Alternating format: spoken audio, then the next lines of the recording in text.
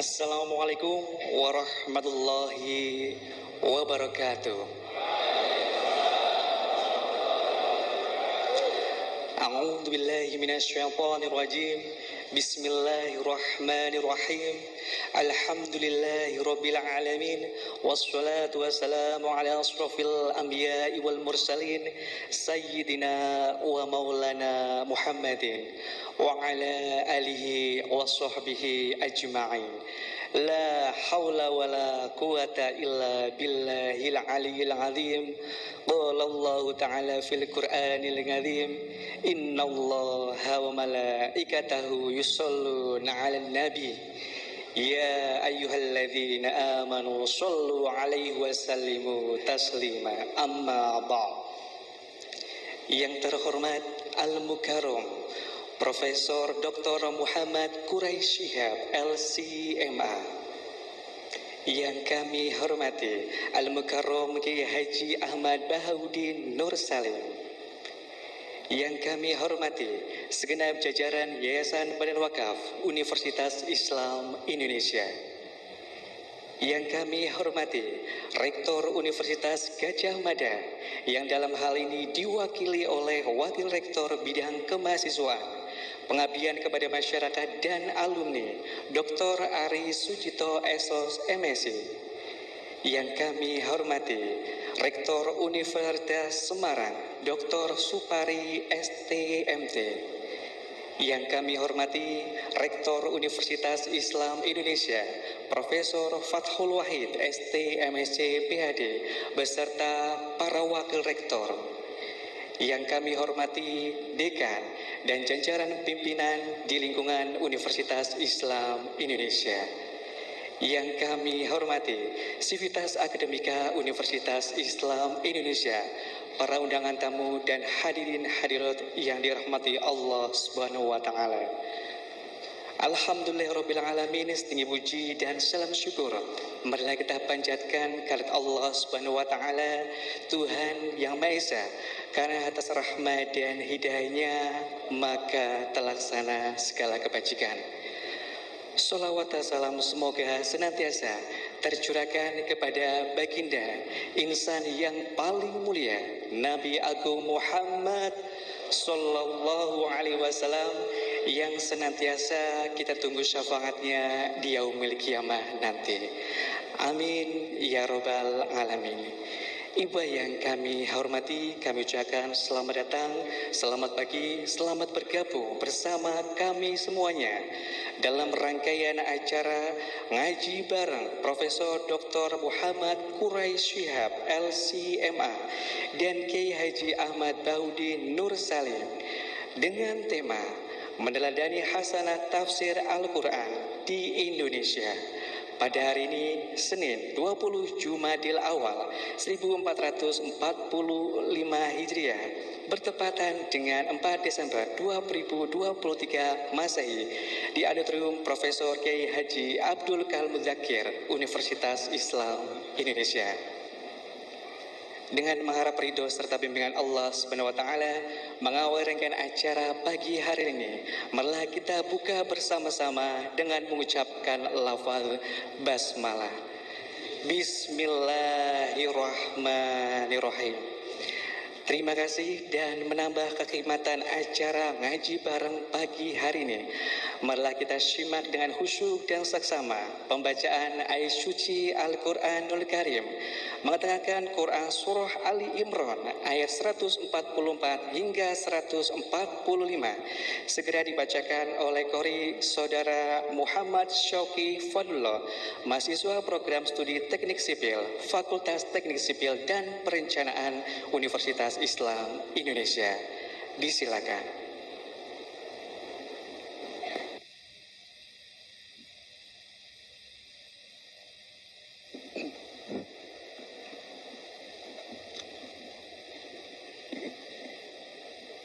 Assalamualaikum warahmatullahi wabarakatuh.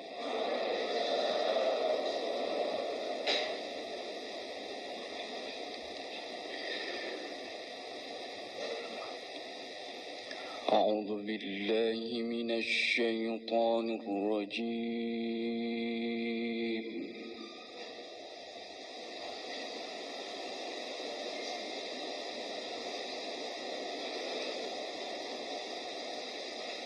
بسم الله الرحمن الرحيم.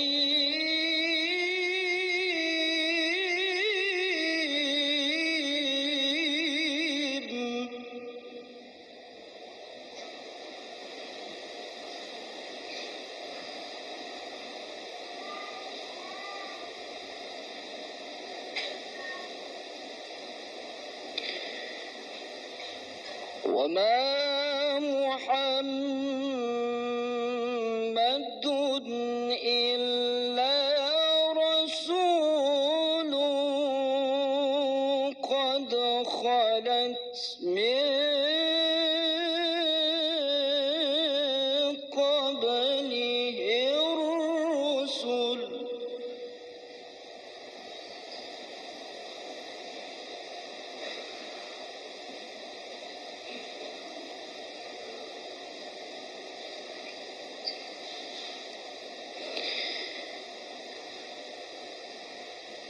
أفإن مات أو قتلا انقلبتم على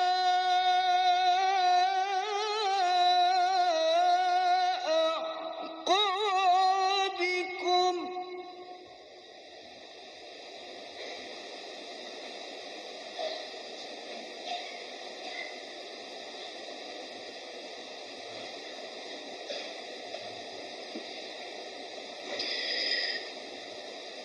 ومن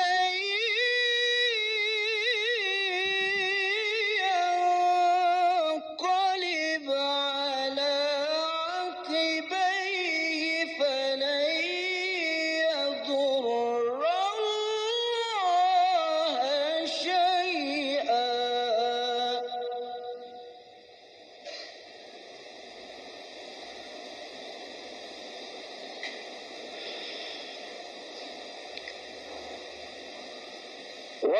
وسيجزي الله الشاكرين.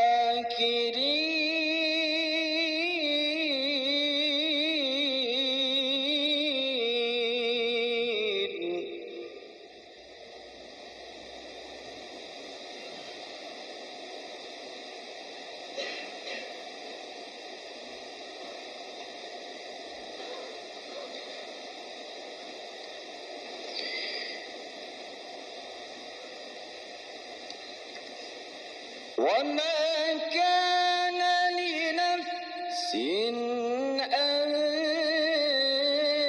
تموت إلا بإذن الله كتابا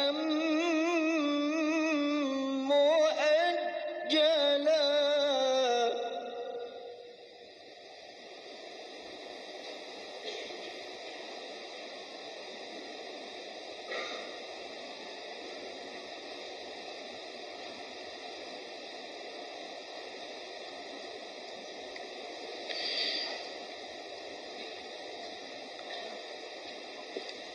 ومن يرد ثواب الدنيا نؤته منها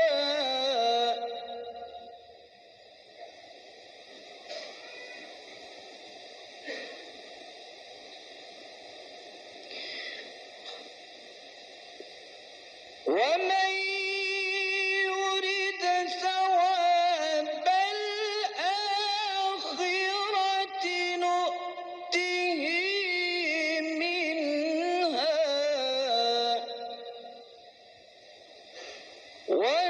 وسنجزي الشاكرين.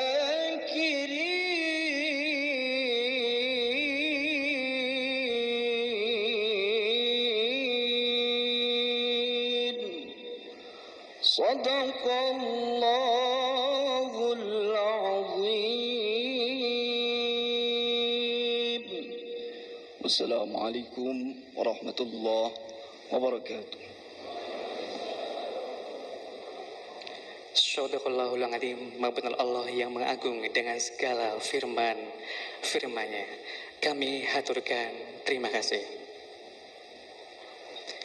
Ibu yang kami hormati, segenap tamu undangan yang berbahagia, berikutnya menyanyikan bersama lagu kebangsaan Indonesia Raya, dilanjutkan dengan himne Universitas Islam Indonesia. Segenap hadirin dimohon berdiri.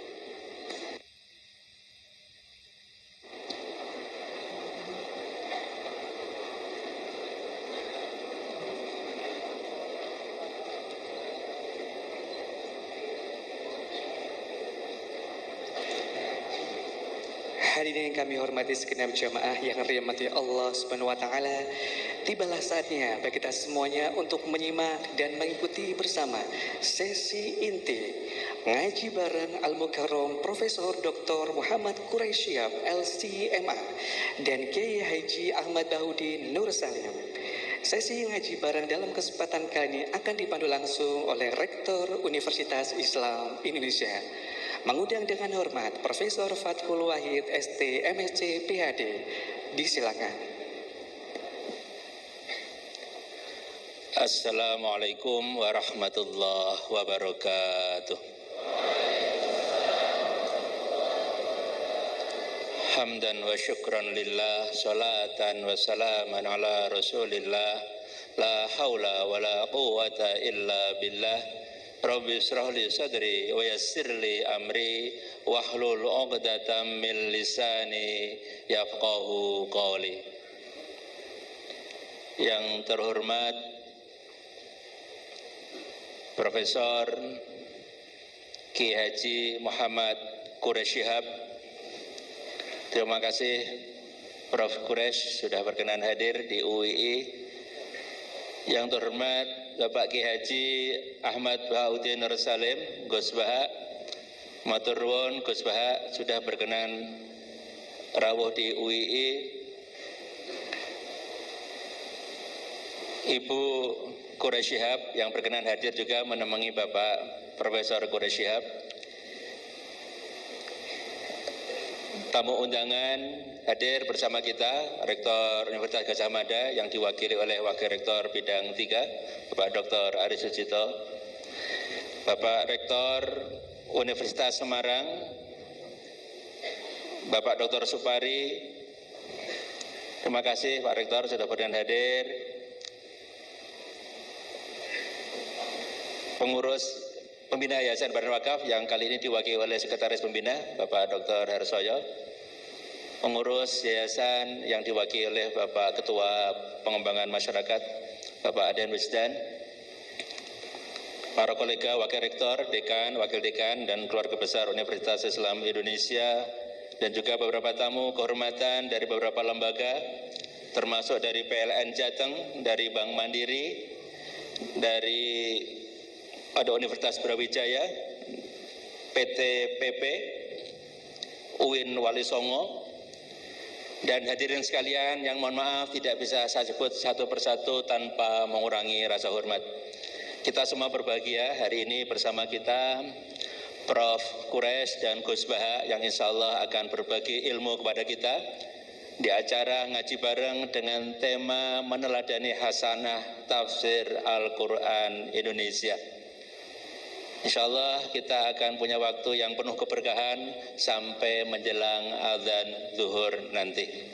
Ibu Bapak, saya hormati, atas nama Universitas Islam Indonesia, saya ucapkan selamat datang kepada semua hadirin yang saya tadi dapat laporan dari berbagai wilayah di Indonesia.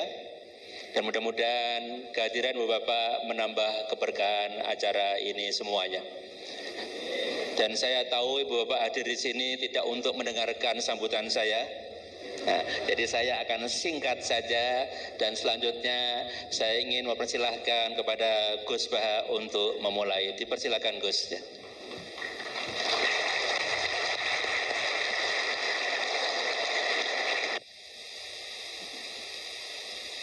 Warahmatullahi wabarakatuh.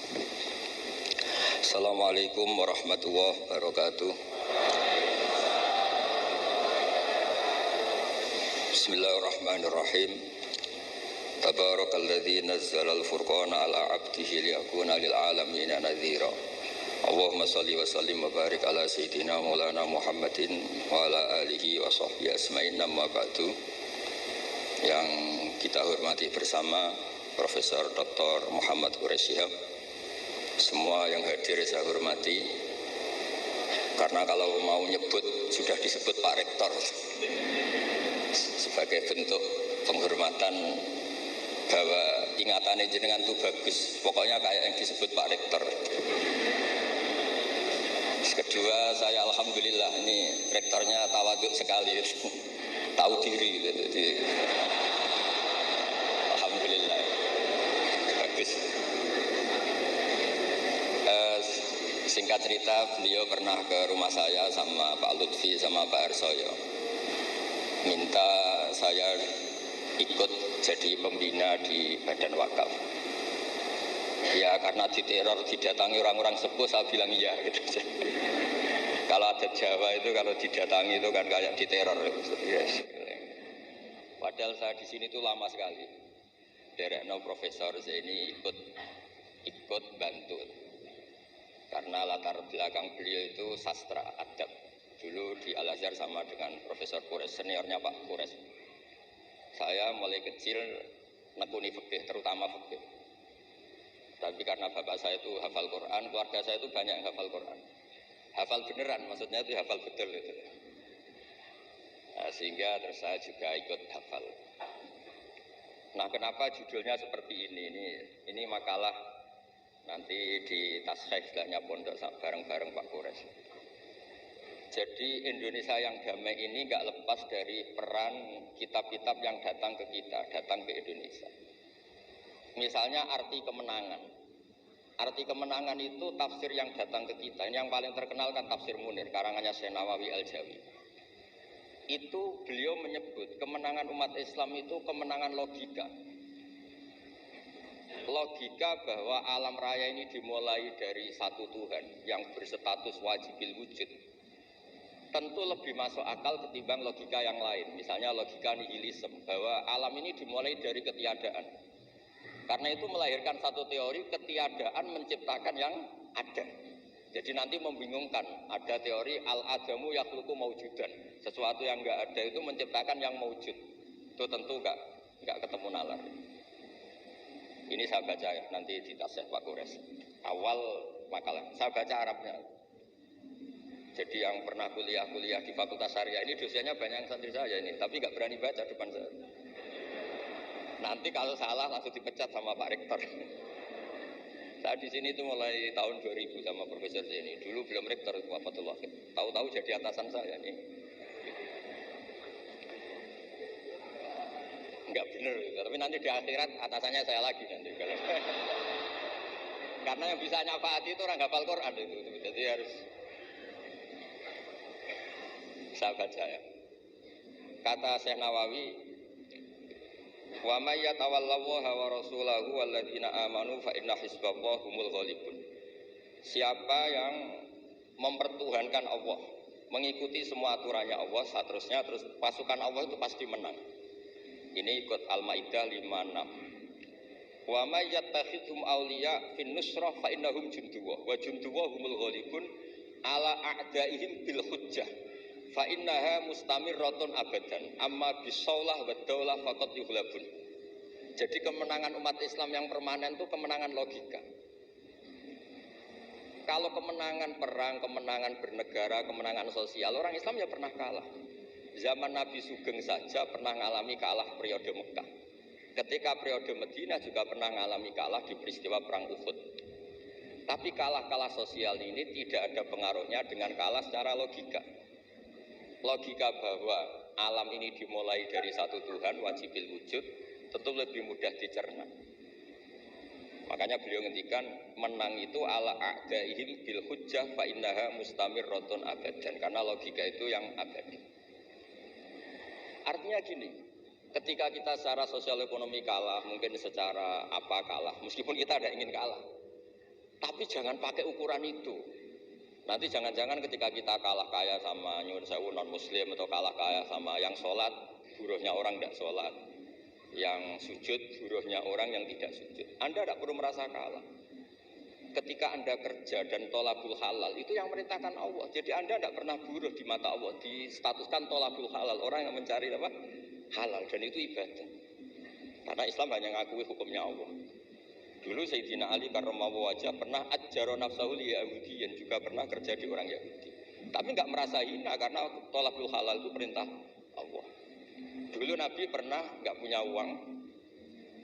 Alhamdulillah ditiru banyak umatnya, kalau nggak punya uang itu banyak alhamdulillah. Semoga jangan karena ingin punya uang ingin jadi dosen, berarti nyari jadi guru karena ingin punya uang. Semoga enggak jadi guru karena ingin ngajar. Nggih monggo niki tobat niki. Jadi walhasil terus akhirnya Nabi itu mau beli gandum lah atau makanan. Cara Indonesia mungkin beras. Cara Jawa itu ngutang. Terus kata orang Yahudi, jaminannya apa Muhammad? Nabi sempat bilang, ngendikan, saya ini dipercaya langit, masa kamu tidak percaya saya? Kata orang Yahudi, itu menurut orang Islam, saya ini Yahudi. Walhasil Nabi terus rohanahu dir'an. Nabi menggadekan rompi perang sebagai jaminan kalau kapan-kapan tidak kuat bayar. Ya muamalah sama orang Yahudi. Jadi intinya tafsir yang datang ke kita itu banyak cerita. Bahkan cerita fitnah min adzabil qabri itu ceritanya Sayyidah Aisyah itu didatangi dua perempuan Yahudi. Sayyidah Aisyah itu dermawan sekali. Ya memang orang-orang soleh itu jubila auliya wala sakha, orang soleh itu pasti dermawan. Karena sering dikasih, terus si orang Yahudi, perempuan Yahudianya ini mendoakan semoga kamu diselamatkan dari siksa kubur. Sama sih ingat redaksi di kitab Bukhari. Walam an'am an usaddiqahuma, kata Sayyidah Aisyah, saya tidak nyaman membenarkan dia karena dua orang ini orang Yahudi. Setelah Nabi datang terus diceritani sama Sayyidah Aisyah, itu benar bahwa nanti memang ada adzabil qabri. Semenjak itu ada isti'adzah min adzabil qabri. Allahumma inni a'udzubika, seterusnya sampai min adzabil qabri wa min fitnatil mahya. Dan masih banyak lagi cerita-cerita sosial Nabi yang Nabi tertawa-tawa ketika orang Yahudi bilang nanti pas kiamat itu kan hancur semua Muhammad. Lalu orang-orang yang sudah mati diletakkan di mana? Pokoknya terus orang Yahudi cerita-cerita terus Nabi tertawa-tawa. Fadhika hatta badat nawajiduhu tasdiqan lima qalahul khabru. Nabi tertawa-tawa, oh iya benar. Semenjak itu ada ilmu bersama bahwa kalau orang Yahudi, orang Nasrani cerita ilmiah itu la tusaddiquhum wa la tukadzibuhum. Kamu jangan ngambil sikap membenarkan, juga jangan ngambil sikap mendustakan. Kamu benarkan jangan-jangan pas yang muharraf, yang tipuan. Kamu dustakan jangan-jangan yang masih orisinil. Makanya secara ilmiah Nabi ngendikan la tusaddiquhum wa la tukadzibuhum. Intinya tidak ngambil sikap ekstremis itu juga ajaran tafsir yang sampai ke kita. Karena kita ini butuhnya menang fil hujjah. Dan Allah sering ngendikan di beberapa ayat, diantaranya tentu qul falillahil hujjatul baligh. Makanya di sini saya itu profesor sering ngaji di sini Pak Kuras. Tapi entah lupa apa tidak, saya tuh sering ngaji direktorat sama Pak Fathul Wahid. Harusnya sudah jadi kiai karena sering ngaji sama saya. Tapi kalau jadi kiai kan kata Profesor Zaini itu pernah cerita kalau jadi kiai itu rezekinya agak jelas. Enggak per bulan dapat apa? Gaji. Makanya Pak Zaini pas ketua ini sayang Bu Ova enggak hadir karena beliau di Jakarta Putri. Pak Zaini sekarang yang jadi rektor di UGM. Itu ada ustadz latihan kiai itu jatuh di Indramayu. Pas itu beliau ketua wilayah itu Kemenak di Indramayu. Itu jatuh, santrinya tuh susahnya bukan main, tapi kata kiainya enggak apa-apa, masih kan. Ternyata yang dipegang itu salam template. Jadi badannya agak dipikir tapi masih. Karena dulu jadi kiai itu susahnya minta ampun. Makanya profesi ini sudah jarang yang mau. Kalau jadi kiai artis banyak yang mau karena makanya saya jadi kiai di UI itu sering istighfar. Jangan-jangan ini kategori elit sehingga hisabnya besar. Makanya saya ini termasuk kiai orisinil, jadi saya dipaksa jadi kiai di sini, tapi sering nggak mau karena saya ini kiai betul. Jadi kalau fasilitas banyak takut hisap. Kalau kiai nggak betulan, fasilitas banyak tambah seneng. Nah ini bukan nyindir siapa-siapa, ini memang aturan ikhlas begitu. Mukhlisina lahuddin, enggak nyindir siapa-siapa, memang aturannya begitu. Saya cerita di keluarga saya yang masih megang itu. Di pondok itu ajaran pertama itu tauhid, dan itu mesti diajari sifat pertama Allah itu wajibul wujud kita baqa mukhalafatul hawadis. Dan mereka sering beri contoh. Kenapa tafsir Munir Bismillahirrahmanirrahim? Pertama yang diterangkan oleh tafsir Munir, Senawi Al-Jawi. Kenapa Al-Quran dimulai dari ba? Dan ba dimulai ada titiknya satu. Itu Allah seakan-akan mau maklumatkan bahwa awwalu hadil mawjudat adalah nuqtah wahidah. Pertama wujud, kamu gambar apa saja. Saya sering cerita ini tak ulang-ulang. Kamu gambar apa saja, entah gambar jelek, entah bagus, tetap dimulai dari satu titik. Angka 1 juta sampai 1 miliar, 1 triliun tetap dimulai dari angka 1. Sebab itu bak di situ kata Syekh Nawawi adalah bi kana makana wa bi yakunu mayakun. Dengan saya kata Allah yang ada menjadi ada, yang mau ada saya yang mengadakan. Unsur utamanya saya kata Allah. Nuqtatil wujud. Artinya gini, andaikan kita meneladani tafsir-tafsir yang ada di Indonesia, kita ini pasti menguatkan akidah. Bukan menang kalah urusan sosial, urusan itu kedua ketiga lah, syukur-syukur menang. Tapi kalau kita paksakan itu yang nomor satu, pasti kita sering kecewa. Itu rektor UI itu mesti miskin tuh dibanding pengusaha-pengusaha Jakarta. Itu kalau nggak terima, saya ini rektor Universitas Islam, masa kalah kaya, kan repot nanti. Ini barokahnya kona'ah, alhamdulillah gak apa-apa. Ya jadi jelas ya di sini beliau ngendikan yang menang hujah itu fa'innaha mustamirratun abadan.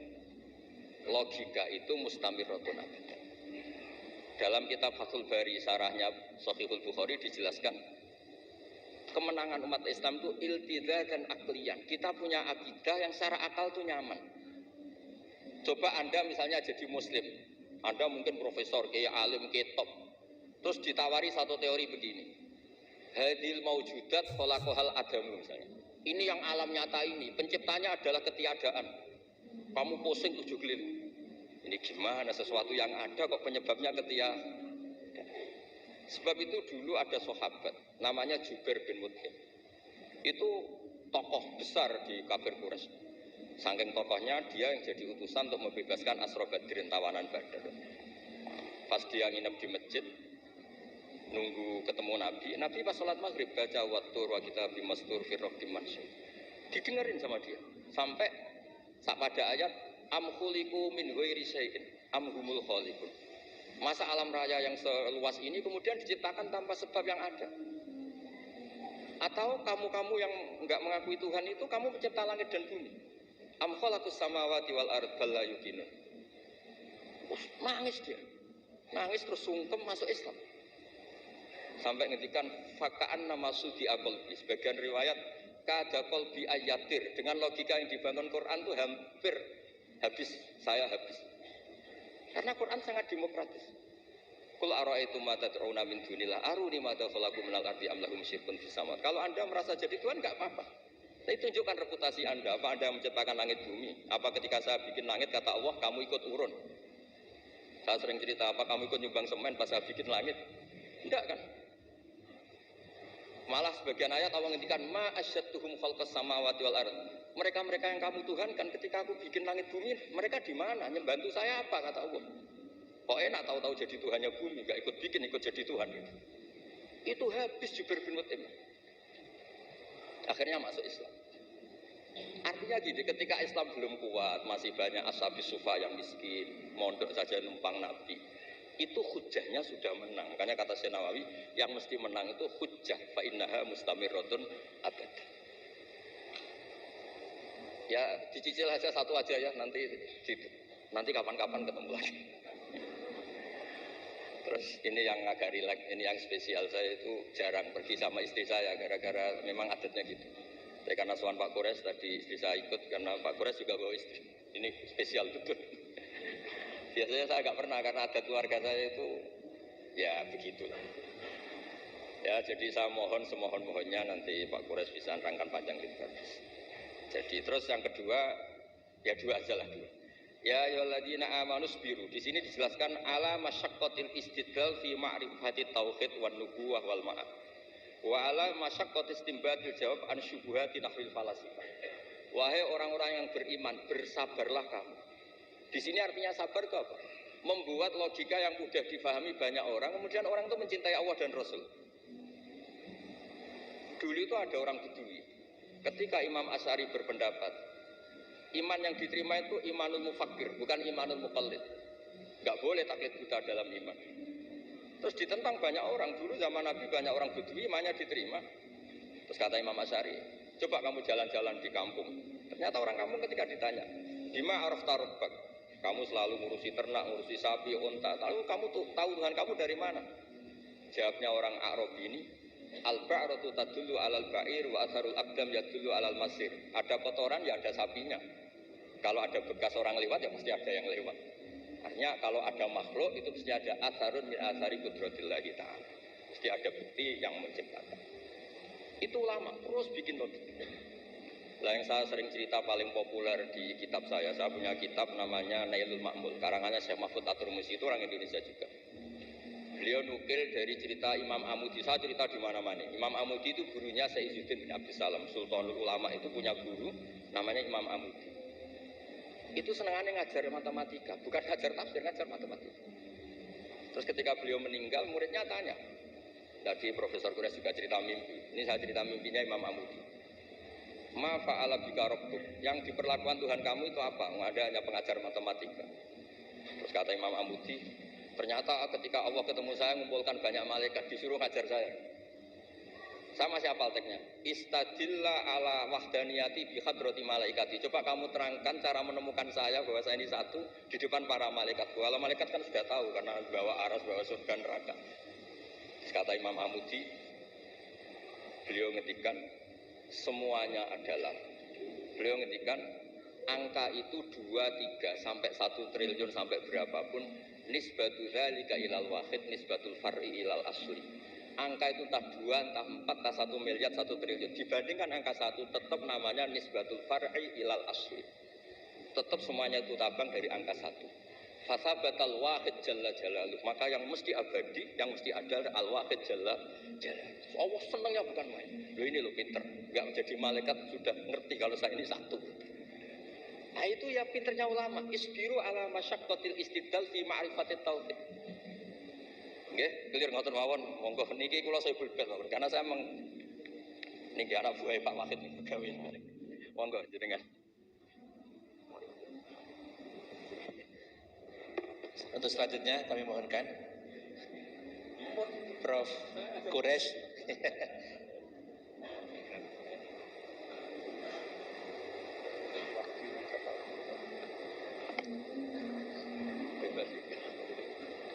Sampai malu.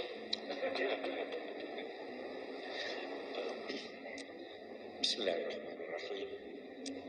Bapak Rektor, Bapak-Bapak, Ibu-Ibu, Saudara-saudara sekalian, Assalamualaikum warahmatullahi wabarakatuh.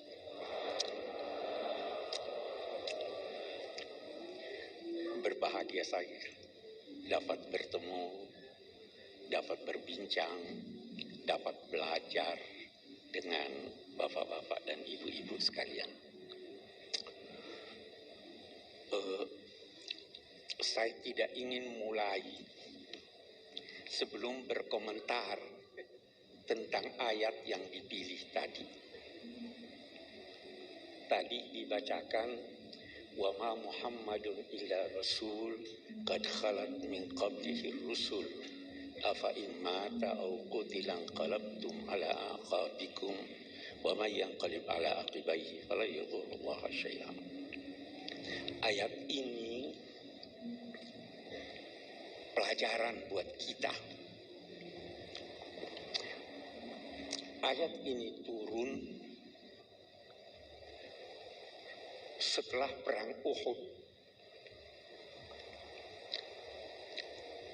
Sebahagian sahabat Nabi meninggalkan medan perang. Bahkan diduga ada yang goncang imannya sehingga meninggalkan Islam. Turun ayat ini.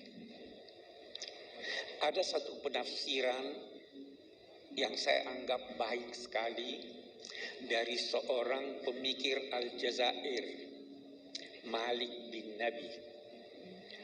Beliau berkata, ayat ini pelajaran buat kita semua bahwa jangan menilai baik buruknya sesuatu dengan mengaitkannya pada sosok yang mengucapkannya.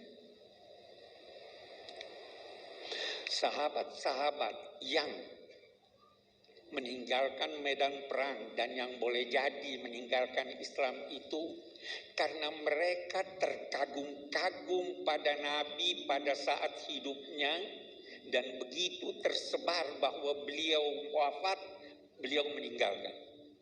Ini karena mereka mengaitkan kebenaran dengan sosok manusia.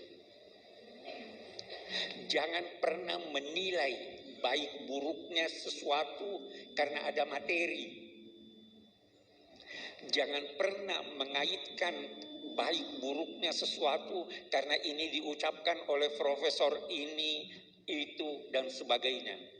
Nilailah baik buruknya sesuatu itu dari idenya, bukan dari orangnya. Walaupun itu diucapkan oleh Nabi Muhammad Sallallahu Alaihi Wasallam, selama ucapan itu bersumber dari pribadi beliau, bukan dari Allah Subhanahu Wa Taala. Karena itu sebagian sahabat Nabi, kalau Nabi berucap, itu bertanya, ahada ra'yun am huwa wahyun. Apa ini pendapat pribadimu atau ini wahyu? Kalau wahyu sami'na wa ata'na. Tapi kalau pribadi Nabi, boleh jadi beliau keliru. Nah, ini saya kira pilihan yang baik untuk mengingatkan kita. Dan untuk menjadikan kita ketika menilai atau membaca tafsir-tafsir dari siapapun, termasuk orang-orang yang kita kagumi, jadikanlah kebenaran baik atau buruknya sesuatu itu berdasarkan ide yang disampaikan. Itu yang pertama. Nah, tafsir karya ulama Indonesia cukup banyak, tetapi tidak banyak yang komplit 30 juz. Itu satu. Dan tidak banyak juga yang dalam bahasa Melayu atau bahasa Indonesia. Turjumanul Mustafid karya Abdul Rauf Singkal, Allah yarhamah, itu dinilai sebagai kitab tafsir berbahasa Melayu pertama yang komplit. Walaupun perbedaan pendapat ada. Itu dinilai, ada yang menilainya terjemahan dari tafsir Al-Baydawi. Snokor Holonyo berpendapat begitu. Tetapi tafsir Al-Baydawi panjang, ini tidak pendek. Sehingga ada yang menilai bahwa itu adalah terjemahan dari tafsir Al-Jalalain. Betapapun, saya tidak ingin masuk kepada ini terjemahan atau bukan. Tetapi yang jelas bahwa beliau perintis penafsiran Al-Quran dalam bahasa Indonesia. Kita ingin ini kembali. Rintisan ini perlu sekarang. Kalau kita mau cari, siapa yang bisa merintis, menulis tafsir Al-Quran dalam bahasa Inggris? Yang pertama lakukan itu Muhammad Asad, orang Austria yang asalnya Yahudi. Tetapi itu Yahudi yang baik, bukan Zionis. Saya bermimpi ketika kita mengenang Syekh Abdul Rauf Singkal yang tafsirnya itu berpengaruh selama 3 abad. Beliau wafat tahun 1690-an. Saya bermimpi ada tafsir yang bisa memperkenalkan Indonesia bahwa ini dalam bahasa Inggris.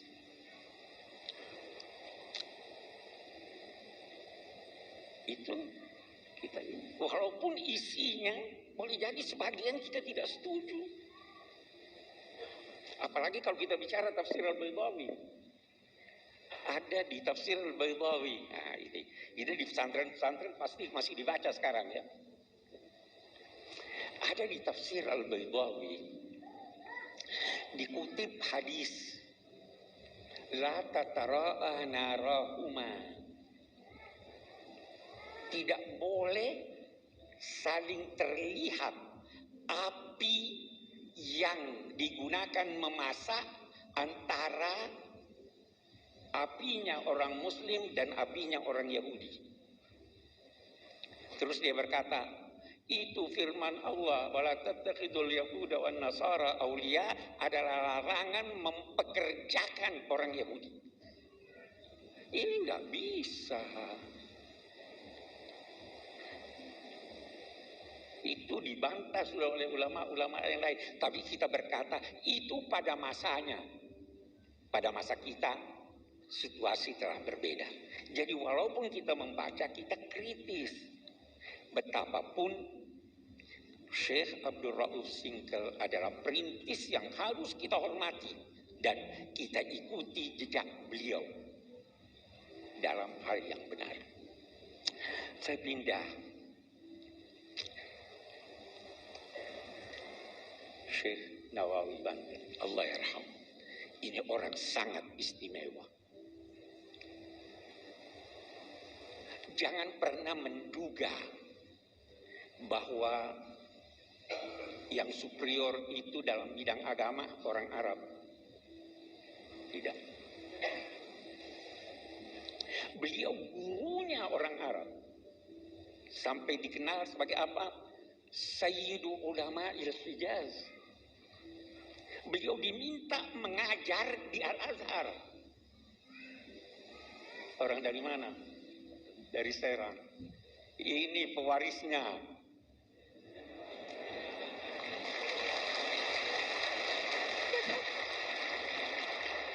Terus sebabnya saya selalu bilang, ini perlu didorong.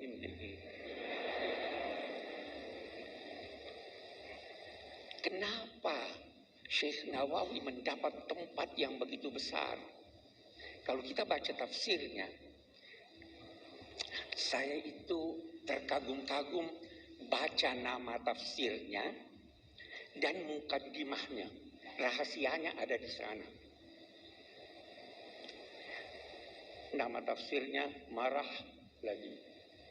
Marah itu atau Marah itu tempat istirahat. Labid itu orang yang menetap.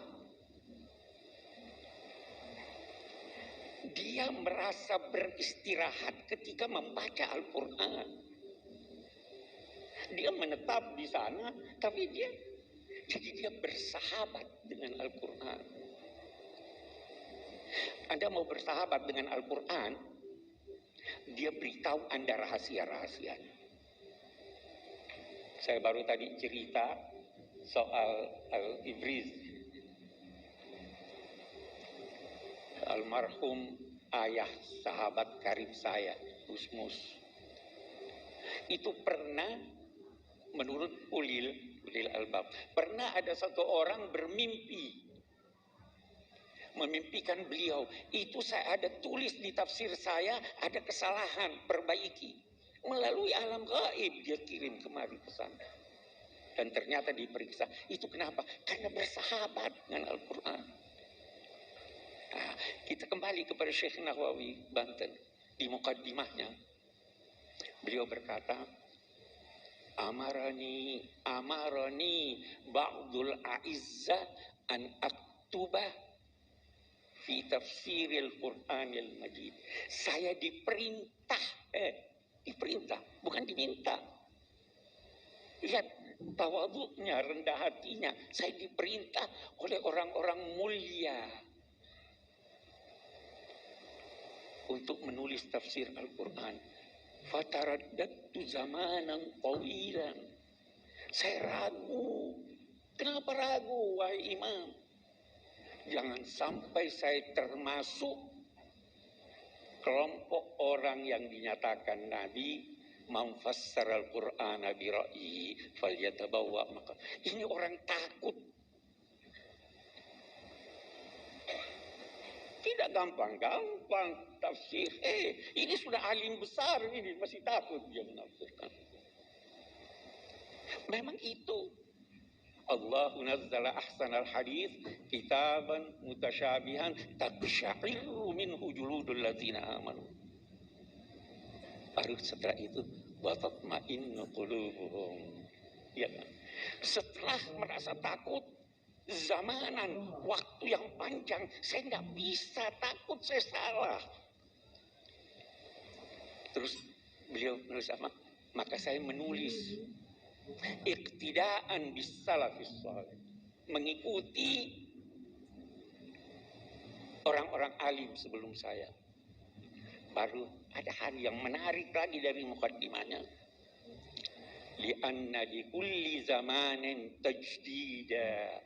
Allahu Akbar. Ini tahun berapa itu? Tahun 1890-an barangkali ya.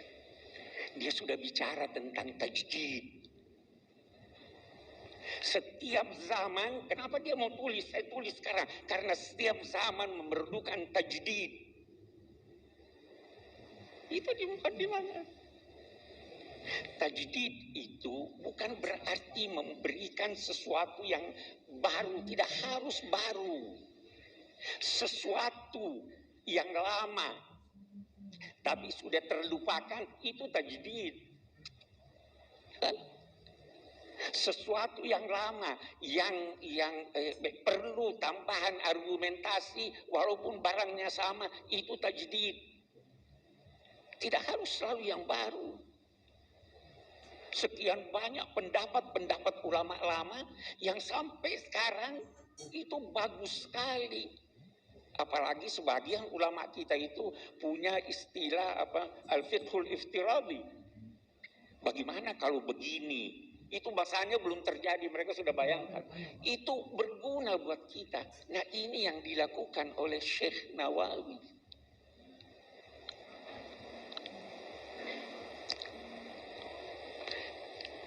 Sekali lagi, beliau sangat takut salah, tetapi ingin untuk menjelaskan, mengikuti as-salafus salih. Dari sini lahir apa yang dinamakan syarat-syarat seorang penafsir. Supaya tidak keliru. Memang saya pernah waktu mengajar masih di Makassar, baca itu syarat-syaratnya Imam Suyuti itu banyak sekali syarat-syaratnya. Ini Pak, tidak bisa Pak, kita ini syarat ini harus mengerti bahasa Arab dengan segala ininya, usul fikih ini. Saya jawab mereka, itu buat yang mau menafsirkan seluruh Al-Quran. Tapi kalau mau menafsirkan 1-2 ayat, tidak harus semuanya itu. Ya kan? Dan itu untuk yang mau menafsirkan, bukan untuk yang mau menyampaikan tafsir. Beda itu. Ya kan? Walaupun demikian, karena ini mahasiswa yang saya harap ini Pak tidak bisa Pak kita ini. Saya bilang begini deh. Kita melihat syarat-syarat itu. Imam Suyuti berkata, syarat pertama sahhatul aqidah. Akidahnya harus lurus. Saya bilang, kita ganti aja ini. Bagaimana? Objektivitas. Asal objektif. Tidak harus. Anda boleh mengambil pendapat orientalis. Asal dia objektif. Tidak harus sahhatul aqidah. Akidahnya salah. Tapi kalau benar, al-hikmatu dhalatul mu'min. Terus bagaimana ini? Saya bilang tidak usah perhatikan itu. Syarat, hindari saja sebab-sebab kekeliruan. Sebab kekeliruan itu salah satu diantaranya tidak ngerti bahasa Arab.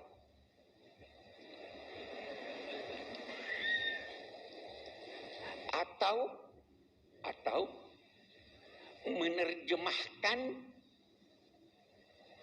kata dalam bahasa Arab dari kamus-kamus modern. Itu bisa salah. Pernah tersebar itu Nabi Muhammad sebelum jadi nabi sesat dia itu. Kenapa? Itu kan di Quran, wa wajadaka dhallan fahada. Dhal itu bukan berarti sesat. Tidak menemukan kebenaran itu juga dhal namanya. Antadilla ihdahuma. Kalau ada dua perempuan, itu juga itu saya sudah beri saran. Itu saya tidak tahu apa sudah diperbaiki atau tidak. Itu ayat yang menyatakan fa illam yakuna rajulaini farajulun wa imra'atan antadilla. Diterjemahkan begini, kalau tidak ada dua orang lelaki, tidak ada seorang lelaki, maka dua orang perempuan. Masa tidak ada tuh? Kalau bukan, beda enggak? Kalau bukan seorang lelaki, maka dua orang perempuan. Takut jangan sampai salah satu dari perempuan itu lupa, tudillah. Ya kan beda sudah ini. Tidak ngerti bahasa Arab. Ini bagus nih. Terjemahan artinya. Karena tidak mungkin Al-Quran itu dialih bahasakan. Mengalih bahasakan bahasa Jawa ke bahasa Indonesia aja tidak mungkin. Terlalu kaya bahasa Jawa. Ya. Apalagi Al-Quran. Kita terjemahkan maknanya. Tapi jangan keliru. Di sini Al-Baqarah diartikan apa? Sapi betina. Kenapa betina? Karena ada tak marbuta. Itu bukan tak marbuta yang menunjukkan perempuan atau jenisnya. Itu jenis sapi. Ada yang liar, ada yang ini jantan atau tidak. Itu Baqarah, kawan. Tapi kekeliruan kita itu. Jadi sebentar kita akan bicara lebih banyak tentang itu. Yang penting jangan pernah menduga sekali lagi bahwa kita bangsa Indonesia tidak mampu melebihi bangsa-bangsa lain walaupun yang bahasa ibunya bahasa Al-Quran. Sekali lagi buktinya kita mampu. Asal kita mau belajar. Kita bisa. Bahkan sampai sekarang saya anggota Majlis Hukama Al-Muslimin, pimpinan Syekh Al-Azhar. Itu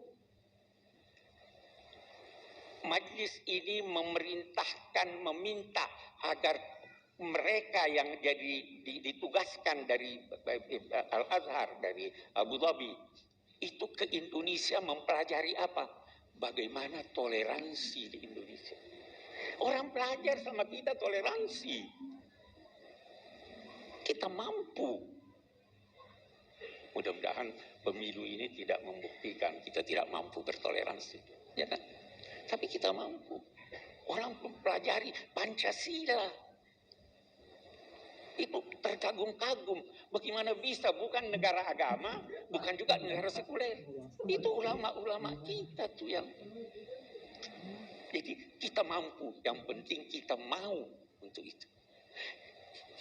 Sekali itu kalau kita bicara Syekh Nawawi, panjang kalau kita mau bicara tentang beliau. Tapi saya kira yang saya ingin garis bawahi bagaimana tawadhu beliau, bagaimana rasa takut beliau, bagaimana kesungguhan beliau di dalam menafsirkan Al-Quran sehingga mampu memberi bekas yang sangat besar dalam pemikiran umat Islam khususnya pada masa lalu.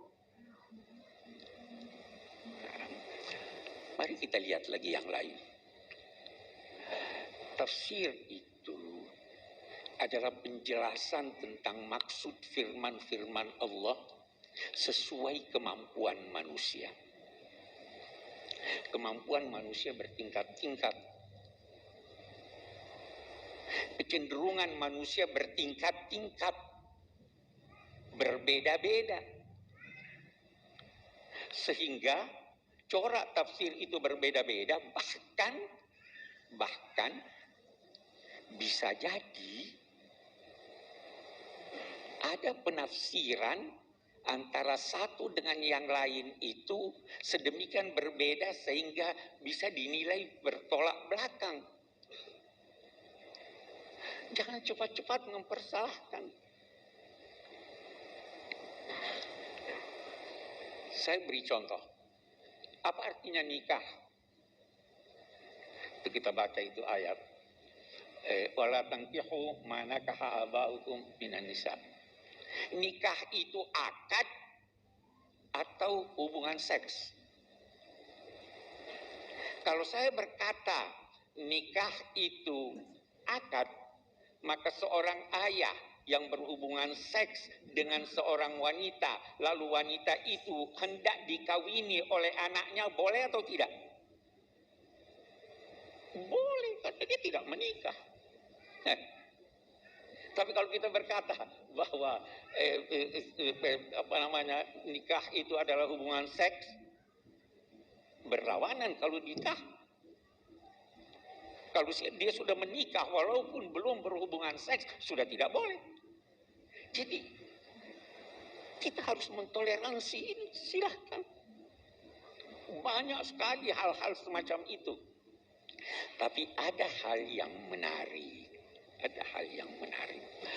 Dari tafsir-tafsir berbahasa Indonesia ini, ada yang jelas sekali nuansa Indonesianya. Tafsir Buya Hamka itu jelas sekali nuansa Indonesianya. Sajak-sajak dalam bahasa Indonesia. Ya toh. Bahasa Indonesianya indah. Contoh-contohnya itu yang kita kenal di Indonesia. Saya di tafsir Al-Misbah, belum habis waktu saya. Saya di tafsir Al-Misbah ada menulis tentang mathalu kalimatin thayyibah kasyajaratin thayyibah. Perumpamaan kalimat thayyibah la ilaha illallah itu adalah seperti pohon yang baik. Asluha sabit wa far'uha fis sama. Akarnya menghunjam ke dalam, kokoh. Cabangnya naik, menjulang ke atas dan menghasilkan buah yang banyak. Banyak ulama, termasuk saya yang mengutip ini, mengatakan itu pohon korma. Tapi pernah lihat pohon korma? Tidak semua kita pernah lihat pohon korma. Bagaimana kalau kita tafsirkan, terjemahkan itu dengan pohon kelapa? Bisa saja. Itu sangat Indonesiawi itu. Iya kan? Itu corak tafsir. Kita ingin problema-problema kita carikan solusinya di dalam Al-Quran. Salah satu kritik terhadap kitab-kitab tafsir yang lama adalah memberikan solusi terhadap problema mereka, bukan problema kita. Di sini perlunya tajdid. Kita punya problem. Al-Quran turun untuk itu. Apa itu? Kana nasu ummatan wahidah. Faba'atsallahu an-nabiyyina mubashshirina wa munzirin wa anzala ma'ahumul kitab liyahkuma bainan nasi fi maktalaf.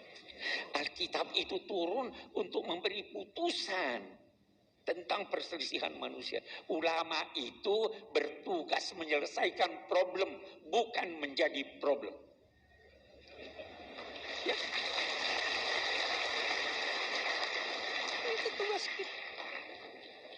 Ini yang kembali lagi saya kepada Imam An-Nawawi tadi. Ini tajdid.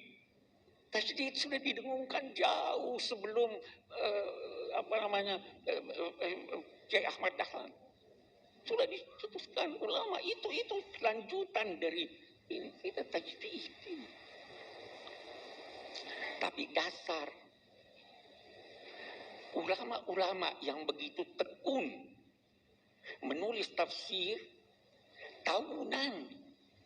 Itu tafsir Al-Furqan 30 tahun. Itu pertanyaan yang datang, dia tulis setelah 30 tahun baru jadi. Itu pun ada kritik. Terlalu ahli bahasa. Padahal tidak semua bisa diartikan punya arti dalam bahasa Indonesia. Banyak sekali. Satu contoh, umum. Aqimus salah apa artinya? Memang dirikan salat. Apa itu yang dimaksud? Qama itu, tapi dulu hal. Qama itu berarti berdiri, itu sikap sempurna. Anda mau hormat orang sambil baring nggak sempurna, sambil duduk nggak sempurna. Qama. Sehingga qama itu berarti ketika berkata aqimus shalah, sempurnakan pelaksanaan salat. Khusyuknya, sebelum khusyuknya, sunnahnya wajib. Itu aqimus shalah. Mau diterjemahkan apa nih sekarang? Ya terjemahan artinya.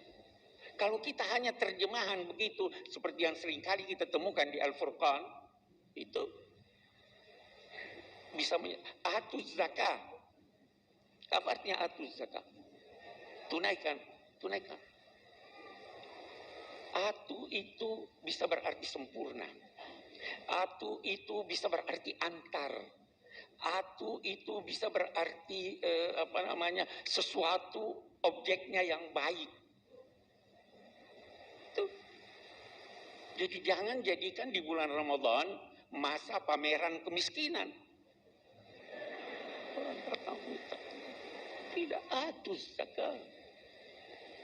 Ulama-ulama saya teringat itu Syekh Muhammad Rashid Ridha di dalam tafsir Al-Manar.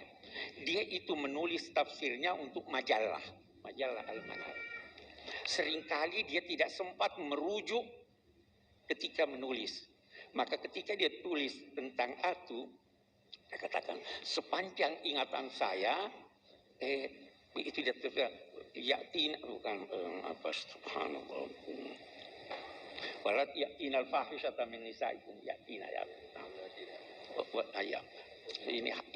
Ini orang alim besar nih tapi sembunyi diri nih. Saya tidak pernah setuju sama dia.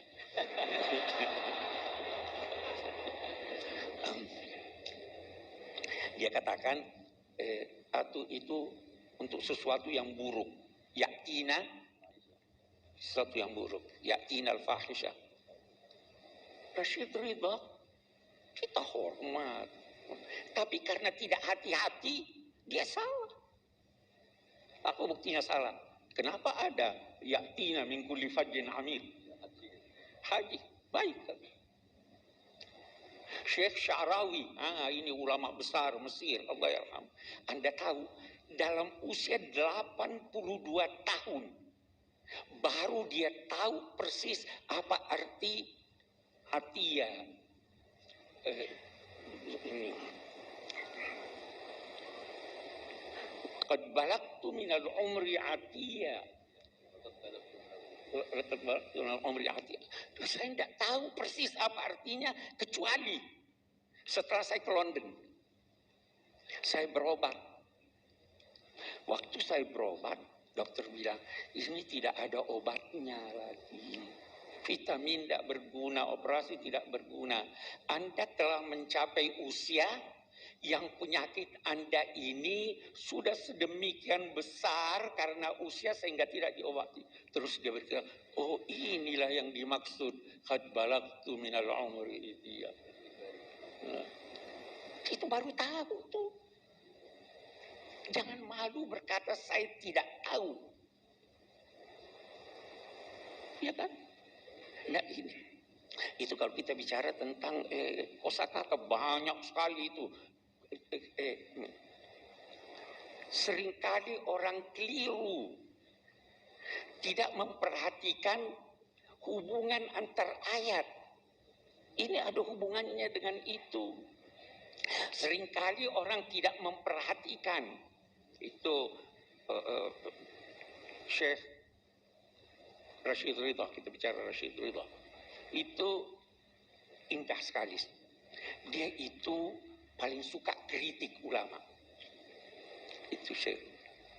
Imam Suyuti dinamainya Hatibul Lail. Hatibul Lail itu artinya orang yang kumpul kayu bakar di malam hari, dia tidak bisa bedakan ini kayu atau bukan. Dia himpun aja. Ya. Semuanya dia kritik.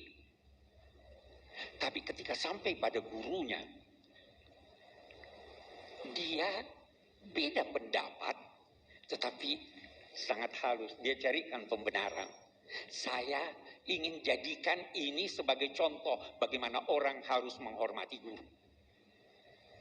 Ya, kita ambil sisi positifnya. Nah, saya beri contoh Anda. Quran itu singkat padat. Terkadang dia tidak sebut lagi satu kata karena sudah ada isyarat pada kata yang lain. Saya beri contoh.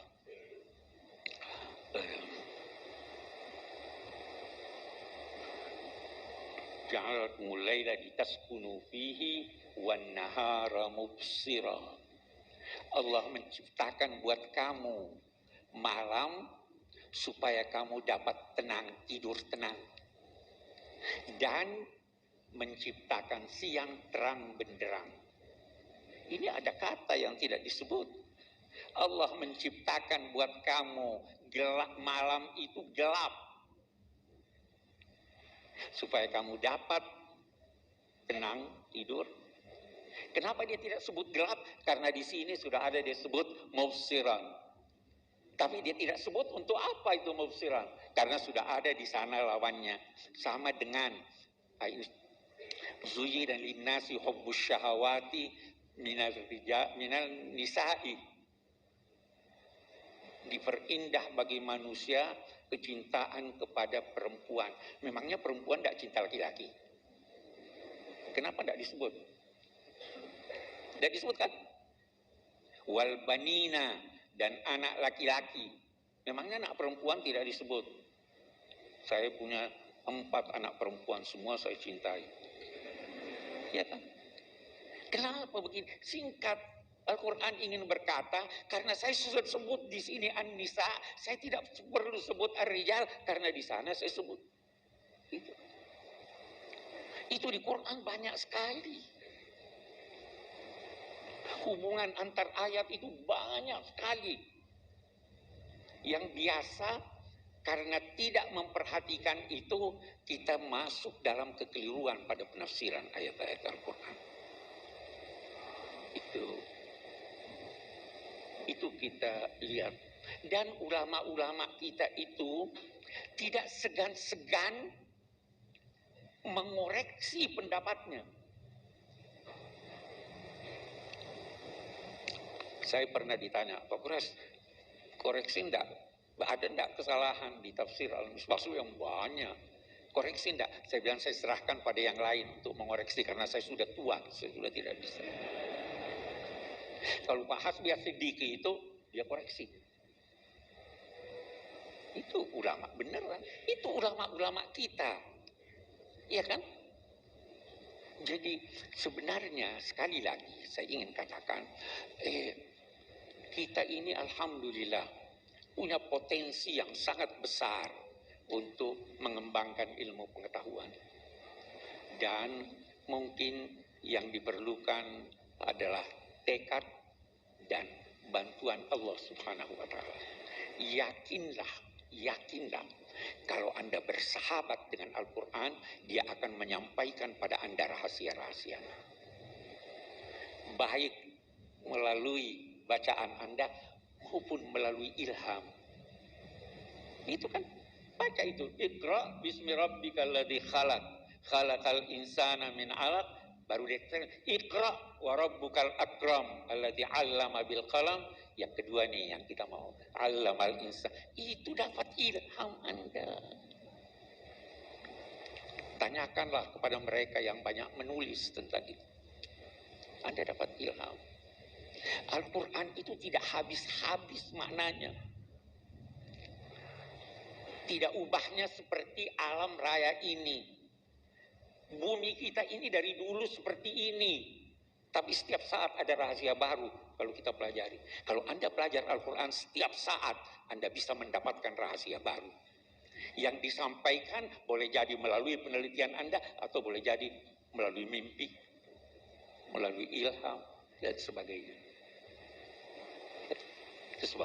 Itu sebabnya dia katakan Iqra wa rabbukal akram. Dia bukan katakan wa rabbukal karim.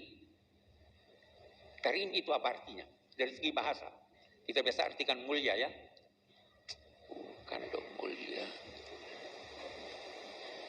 Salah satu yang dikembangkan oleh ulama-ulama dewasa ini adalah tidak memahami kosakata Al-Quran kecuali dengan merujuk pada Al-Quran. Al-Quran menggunakan kata karim, rizqun karim, rezeki yang karim, zaujun karim, pasangan yang karim, zillun karim, banyak. Apa artinya karim ini?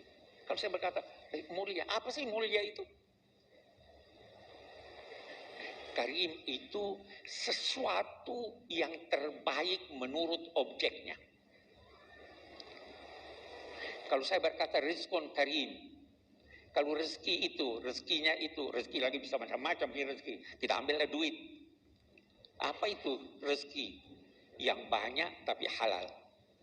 Kalau banyak tidak halal bukan karim. Pasangan yang karim, yang sesuai. Itu zilun karim, daungan, semuanya itu karim. Karena itu sekali lagi kita tidak bisa terjemahkan mulia. Mulia itu apa? Mulia itu yang langka. Kalau tidak langka tidak mulia. Itu sebabnya permata yang hebat dinamai ahjar karimah. Yang Anda butuhkan. Kalau Anda tidak butuhkan, tidak karim. Walaupun langka. Apalagi yang sulit terjangkau.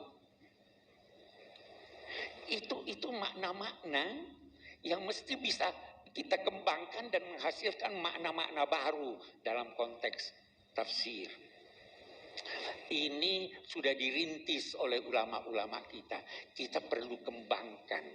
Kita perlu ini. Karena apa yang ditulis jangan jauh-jauh. Yang ditulis di Departemen Agama punya, yang disusun itu masih banyak kesalahan yang kita temukan. Boleh jadi kesalahannya karena belum ditemukan dari segi ilmiah. Boleh jadi juga kesalahannya karena kedangkalan pemahaman kita terhadap Al-Quran. Ada. Sekarang pun masih terus diupayakan untuk merevisi itu. Apa yang salah. Banyak. Jadi, ya saya bicara sudah terlalu panjang. Saya kira saya cukupkan sampai di sini. Assalamualaikum warahmatullahi wabarakatuh.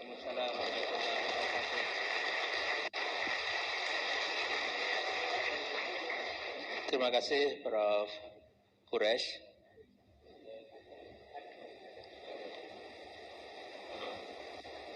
Maaf Gus Pak, mau menambahkan? Ibu Bapak yang hormati, kita masih punya waktu dan kita buka sesi tanya jawab. Nanti mohon.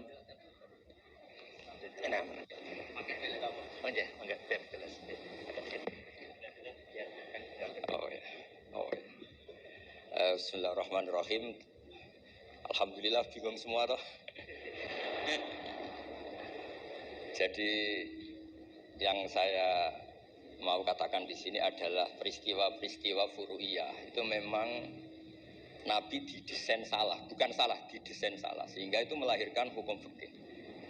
Nabi itu pernah sholat duhur, itu di riwayat Bukhari hanya 2 rakaat.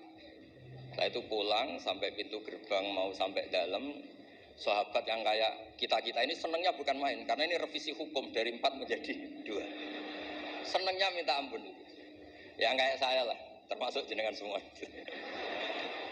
Terus kemudian sahabat yang akabiru sahabat karena beretika gak berani negur, gak berani tanya. Tapi ada sahabat namanya Dzulyaden. Maksudnya menjelaskan dikatakan Pak Quraisy, yang dilakukan Nabi pun ada yang tidak dari wahyu, dan itu bisa dengan arti tadi desain Allah salah untuk syariat. Akhirnya Nabi ditegur sama Dzulyaden, aku siroti sholatu amnasita ya Rasulullah. Apa ini sholat sekarang jadi 2, apa memang kau lupa? Nabi masih menjawab kullu dzalika lam yakun, itu semua agak terjadi. Nabi kembali tanya semua sahabat, ahakun maqalahu Dzulyaden, apa benar yang dikatakan Dzulyaden? Semuanya bilang benar, tadi engkau sholat hanya 2 rakaat. Terus Nabi takbir lagi menambahkan 2 rakaat. Makanya terkenal di kalangan ahli tafsir, Nabi ngetikan ma kuntu ansa walakin unassa li as-sunnah. Saya ini tidak pernah lupa, tapi didesain Allah lupa supaya orang tahu kalau sholat lupa itu kayak apa. Alhamdulillah kita sering lupa, jadi ya. Kedua itu peristiwa Nabi itu mau sholat, sudah mau takbir, sudah di mihrab. Kata Nabi, makanakum, kamu diam di sini aja. Nabi pulang, setelah kembali ke masjid atau musola, yakturu ra'suhu ma'an, kelihatan habis mandi junub.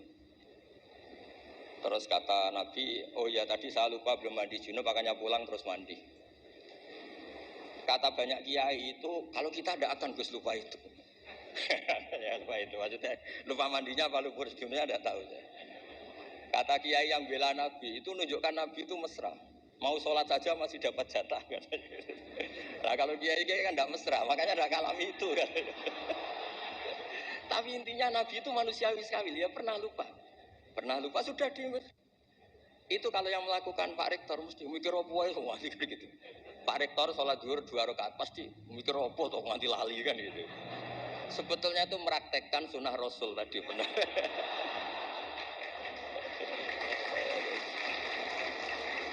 Tidak supaya nanti jenengan nggak salah paham yang dikatakan Pak Quraisy tadi. Memang ada peristiwa furu yang seperti itu. Yang terakhir saya beri contoh. Sholat qadha itu normalnya tidak wajib. Normalnya secara fikih tidak wajib karena timingnya waktunya sudah kelewat. Misalnya anak SD atau SMP sekolah jam 2 siang datang jam 4 sore kan normalnya sudah nggak ada gunanya karena waktunya sudah selesai. Padahal sholat itu berwaktu. Tapi karena Nabi pernah qadha, Nabi itu pernah dan Nabi itu memang luar biasa. Pas qadha saja didesain nggak salah. Padahal mestinya qadha itu kan gimana gitu. Nabi itu sudah sekitar 3:30 lalu jam 3. Bilang ke Bilal, Bilal saya ini ngantuk mau tidur. Udah tidur saja ya Rasulullah, saya ini mau sholat malam sampai subuh, tenang saja. Ya kalau gitu ikhla' lana lail, kamu jaga, iya tenang aja Nabi. Setelah sholat ternyata Bilal ketiduran juga. sampai sekitar jam 8 kalau 8:30 sampai tidak membangunkan kita kecuali harus samsi, sampai matahari panas. Terus Nabi tanya, Bilal gimana janji kamu? Katanya Bilal enak. Saya juga ngalami apa yang kau alami ya Rasulullah. Akhirnya terus Nabi nyuruh Bilal, nyuruh walhasil diadakan sholat jamaah. Nah berkahnya Nabi didesain lupa tadi diketahui kalau sholat qadha itu wajib. Andai kan tidak terjadi kesalahan itu maka qadha itu tidak wajib karena momentumnya sudah kelewat. Jadi itu yang dengan arti itu tadi ma kuntu ansa walakin unassa li as-sunnah. Saya ini tidak pernah lupa tapi sering didesain Allah itu lupa. Supaya orang tahu kalau beribadah pas lupa atau ada kesalahan sosial apa, cara benahinya gimana. Terus yang kedua tentang tadi yang diceritakan Pak Quraisy belum dikasih nama iktifa kalau dalam bahasa Balaghah. Quran itu sering pakai bahasa yang iktifa. Iktifa itu menyebut satu karena yang lainnya sudah diketahui. Atau dinisbatkan pada lawan bicara. Misalnya gini, kalau polisi bilang itu dibunuh oleh orang yang nggak dikenal, dicuri oleh orang yang nggak dikenal. Nggak dikenal itu binisbat kepada siapa? Kepada yang punya rumah kan. Kalau yang nyuruh kan tahu, teman malingnya kan tahu. Sodako rahasia, bagi yang dikasih kan tahu. Bilang rahasia binisbat ke siapa? Nah begitu juga Quran sering cerita alladzina yu'minuna bil ghaibi. Semua orang Islam itu iman sama Nabi Muhammad SAW. Itu tidak ghaib, Nabi musyahad, Nabi maujud musyahad.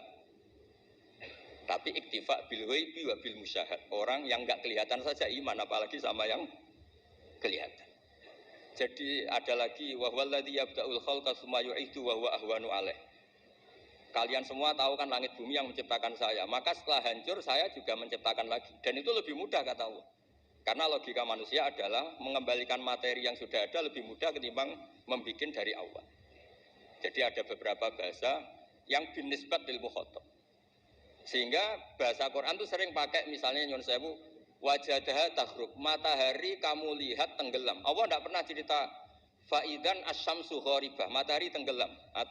Enggak mungkin matahari yang al-jirmul akbar, fisik yang lebih besar tenggelam di bumi yang lebih kecil, enggak ada. Tapi fi nazaril aini, menurut pandangan mata, matahari sekarang sudah tenggelam di gunung itu. Wajadaha tahrub. Nah, di ayat-ayat seperti ini Quran sangat fasih sekali, misalnya ngendikan wa tarul jibala tahsabuha jamidatan wa hiya tamurru marras sahab. Wajadaha tahrub. Jadi kita mengatakan matahari tenggelam itu binisbat dengan ukuran mata kita melihat matahari tenggelam. Tapi hakikatnya tidak mungkin matahari yang lebih besar ketimbang bumi kemudian tenggelam di bumi. Nah, makanya aturan-aturan tafsir yang dikatakan Pak Quraisy itu pilihannya dua. Kamu pura-pura nggak tahu saja sehingga GR jadi ahli tafsir. Atau ahli tafsir tugas karena UI butuh pusat studi tafsir terus ada yang daftar terus masuk gitu saja. Itu nggak ada ukurannya pokoknya kroninya rektor masuk gitu. Kalau ukurannya dites ya mungkin yang lulus saya tok. Kalau dites itu yang lulus saya tok. Ya ini guyon tapi betulan katanya. Jadi apa ya gitu. Jadi memang nah yang tadi yang dikatakan Pak Quraisy memang benar bahwa banyak lafaz tak yang lil wahdah bukan lil jinsian. Memang Baqarah itu lil wahdah bukan lil jinsian. Dan memang di beberapa tafsir termasuk tafsir di Kemenak itu juga masih diberi kata betina. Itu satu-satunya kita bela itu nyari tafsir-tafsir yang kebetulan sejenis. Ada riwayat mengatakan itu unsan, ngintipnya kapan? Tapi memang di bahasa Arab tuh gitu ya. Makanya Abu Hanifah dulu pernah dibully, ditanya apa Namlatu Sulaiman? Beliau zaman itu mungkin belum ila darujatil mustahid, jawab perempuan. Alasannya qalat namlatun. Terus diingatkan sama ahli bahasa itu namlah li wahdatil jinsi karena dari kata ya ayuhan namlu ketika jenis pakai tanpa tak ya ayuhan namlu dkhulu masakinakum ketika sudah wahdah qalat namlatun. Makanya di antara argumentasinya Nabi Adam dulu nanti itu mau debat sama malaikat kan kata Allah kan wala taqrabah hadis syajarah, pohon itu berarti satu tok yang dilarang, yang lainnya boleh. Jadi itu masalah-masalah yang setidaknya karena Anda dengar dari Pak Quraisy dari saya setidaknya bertobat lah. Kalau tidak ahlinya ya jangan ikut gitu. Itu aja berkahnya mengerti, kalau tidak mengerti itu ya itu. Jadi ya bertobat, kalau tobatnya diterima ya alhamdulillah, kalau enggak ya berharap diterima kapan-kapan. Oke, nanti ini Pak Rektor biar ini di struktur UI itu atasan saya, tapi beliau sering ngaji sama saya, entah kuat yang mana, struktur guru sama supaya saling tawadhu itu karena kata Nabi, semua Nabi dikasih wahyu antawadhu hatta la yafkhara ahadun ala ahadin. Semuanya harus tawadhu sehingga ada orang yang saling sombong. Enggak apa-apa, ada kalah, ada menang enggak apa-apa, malah bagus. Ya gitu, saya pikir nanti pertanyaannya yang gampang-gampang ya. Karena nanti kalau jenengan tanya yang sulit, itu berarti gak paham, masih kesulitan. Kalau tanya yang mudah itu berarti Anda masih belum pinter. Coba nanti Anda milih aja. Abu Nawas pernah disuruh pidato, dia gak bisa pidato, disuruh pidato. Akhirnya orang minta semua supaya beliau gak pidato. Beliau susahnya bukan main. Dia tanya, Anda semua orang pinter atau orang goblok? Kalau orang goblok butuh saya pidato nih. Kalau orang pinter nggak butuh. Akhirnya jawab, kita orang pinter. Ya sudah, wassalamualaikum warahmatullahi wabarakatuh. Supaya dia ada pidato. Ya terserah monggo, jenengan milih yang pinter apa yang monggo Pak. Terima kasih Gus. Monggo Ibu Bapak kita itibak dengan saran Gus Pak yang gampang-gampang saja. Monggo dibantu panitia.